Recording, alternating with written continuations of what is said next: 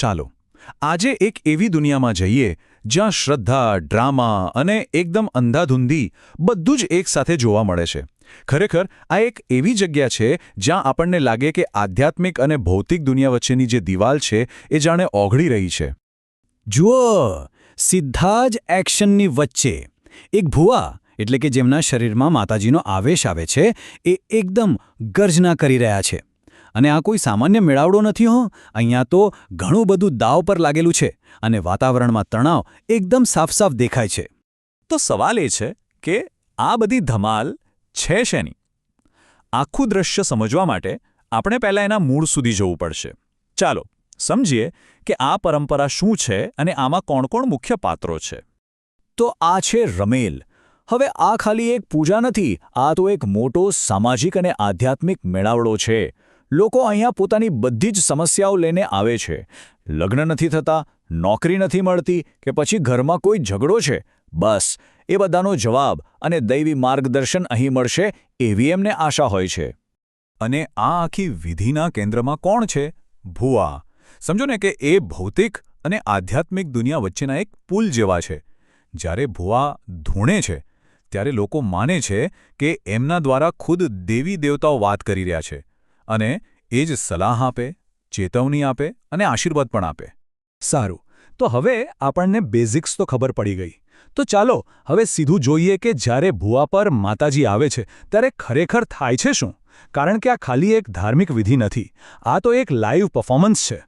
અને અહીંયા જુઓ, મોગીમાના રૂપમાં ભુવા શું કહી રહ્યા છે? એ ખાલી આશીર્વાદ નથી આપી રહ્યા, પણ એકદમ પાક્કું વચન આપી રહ્યા છે કે જેટલા ખર્ચ્યા છે એના સવાયા પાછા મળશે. આવા વચનો જ તો લોકોની શ્રદ્ધાને એકદમ મજબૂત કરી દે છે. એમને લાગે છે કે હા, માતાજી સીધા જ અમારા જીવનમાં મદદ કરવા આવ્યા છે. તો ભુવા દ્વારા જે સંદેશા મળે છે એ ઘણા અલગ અલગ પ્રકારના હોય છે. ક્યારેક પરિવાર માટે આશીર્વાદ હોય તો ક્યારેક પૈસે ટકે સુખી થવાના વાયદા, અમુકવાર આવનારી મુસીબતની ચેતવણી પણ આપે. અને હા, જો કોઈ પરિવારે કોઈ ધાર્મિક ભૂલ કરી હોય તો એ પણ પકડી પાડે. પણ અહીંયા જ કહાણીમાં ટ્વિસ્ટ આવે છે.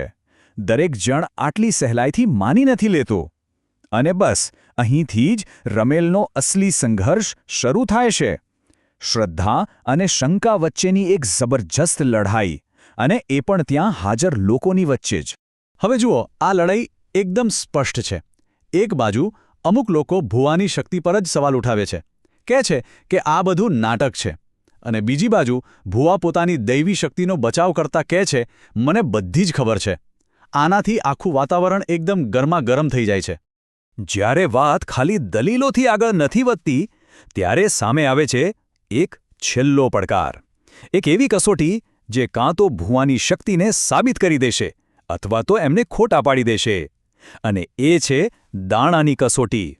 આ કસોટી છે એકદમ સિમ્પલ, પણ એનું પરિણામ બહુ મોટું છે. જુઓ, થાય છે એવું કે કોઈ શંકા કરનાર વ્યક્તિ પોતાની મુઠ્ઠીમાં થોડા દાણા છુપાવી લે છે. પછી એ ભુવાને પડકાર ફેંકે છે, બોલો, મુઠ્ઠીમાં કેટલા દાણા છે? જવાબ સાચો પડ્યો તો ભુવાની શક્તિ સાબિત, અને જો ખોટો પડ્યો તો બધી વાત ખતમ. અને પછી ભુવા જવાબ આપે છે 11.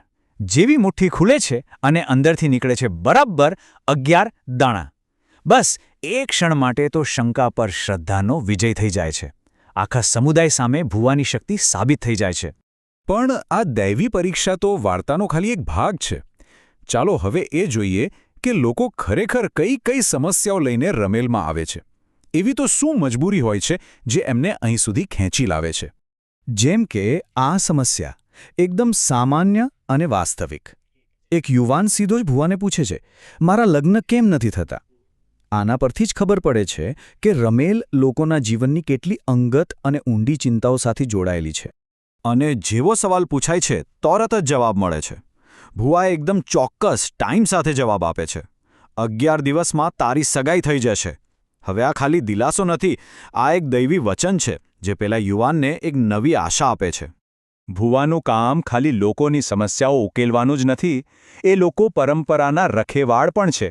અહીંયા જો, ભુવા એક પરિવારને પકડે છે અને યાદ અપાવે છે કે તેઓ કોઈ જરૂરી ધાર્મિક વિધિ કરવાનું ભૂલી ગયા છે, અને આ ભૂલ તેમના કુળદેવીને નારાજ કરી શકે છે. અને ભૂલ પકડાયા પછી શું? તો એનું પ્રાયશ્ચિત પણ નક્કી થાય છે. અને એ પણ એકદમ ચોક્કસ 5100 રૂપિયાનો દંડ, પક્ષીઓ માટે 2 મણ બાજરી અને દેવતાને 1 શ્રીફળ. આ બતાવે છે કે માતાજીના ચુકાદાના પરિણામો પણ એકદમ વાસ્તવિક હોય છે.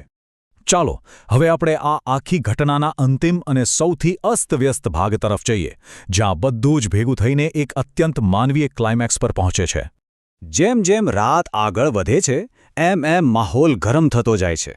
દલીલો અને પડકારો એટલા વધી જાય છે કે લોકોને ડર લાગવા માંડે છે કે આખો કાર્યક્રમ જ બગડી જશે. બધાને લાગે છે કે અહીં માતાજીનું અપમાન થઈ રહ્યું છે. અને પછી જેનો ડર હતો એ જ થયું. વાતોની લડાઈ હાથોની લડાઈમાં ફેરવાઈ ગઈ. લોકો વચ્ચે મારામારી શરૂ થઈ ગઈ. જે આધ્યાત્મિક વાતાવરણ હતું એ હવે સંપૂર્ણ અરાજકતામાં પલટાઈ ગયું.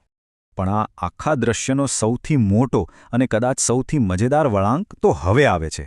જ્યારે બધા એકબીજા સાથે લડી રહ્યા હતા ત્યારે આપણા ભુવા, જે દૈવી શક્તિના માધ્યમ હતા, એક બહુ જ માનવીય કામ કરે છે. એ ત્યાંથી ભાગી જાય છે. બસ આ એક જ ક્ષણમાં આખું દૈવી નાટક એકદમ વાસ્તવિક અને થોડું હાસ્યાસ્પદ બની જાય છે. તો આ બધું જોઈને આપણે શું તારણ કાઢીએ? રમેલ કોઈ એક વસ્તુ નથી. એ એક જ સમયે એક પવિત્ર વિધિ છે જ્યાં લોકો શ્રદ્ધાથી આવે છે. એ એક પ્રકારની સામુદાયિક થેરાપી પણ છે જ્યાં લોકો પોતાની દબાયેલી સમસ્યાઓ બહાર કાઢે છે. અને હા, એ એક જીવંત વગર સ્ક્રિપ્ટનું મનોરંજન પણ છે જેમાં ક્યારે શું થશે એ કોઈને નથી ખબર. તો અંતે સવાલ એ જ રહે છે, આખરે આ છે શું? એક પવિત્ર ધાર્મિક વિધિ કે પછી એક સામુદાયિક નાટક? કદાચ સાચો જવાબ આ બંનેની વચ્ચે ક્યાંક છુપાયેલો છે.